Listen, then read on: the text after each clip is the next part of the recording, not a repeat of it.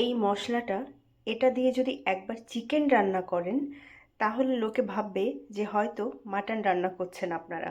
মানে এত সুন্দর গন্ধ, মানে পুরো মাটন মাটন মাটন। মাটন রান্না করতে হবে না, চিকেন রান্না করে খেলে একদম মনে হবে যে মাটন রান্না হচ্ছে, এবং খেতেও ঠিক একই রকম।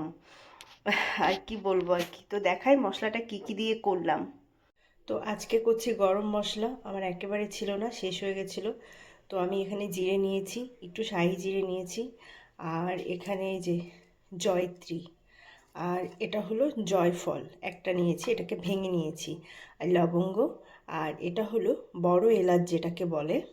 এই যে বড় এলাচটা এরকম, জাস্ট আমি খোসাটা ফেলে দিয়ে দানাটা নিয়েছি, আমি তিনটে নিয়েছি, কারণ খুব স্ট্রং একটা ফ্লেভার থাকে এর, সেই কারণে। আর এখানে ধনে নিয়েছি, দারচিনি নিয়েছি, আর এলাচ। এলাচটা একটু বেশি নিয়েছি কারণ অনেক সময় এর মধ্যে দেখা যায় যে ভালো দানা থাকে না, সেই কারণে।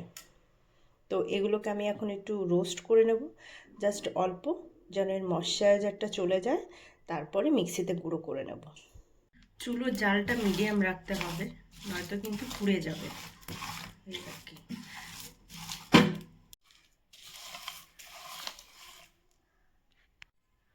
তো এই যে গুঁড়ো করে নিয়েছি গরম মশলা, আর আমার ঘরে পুরো মনে হচ্ছে মাটন রান্না করছি, এত সুন্দর গন্ধ বেরিয়েছে।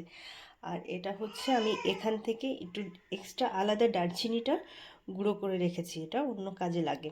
আর এখন বয়মে ভরে রাখবো পুরো মাটন মশলা, মানে মাটন গরম মশলা।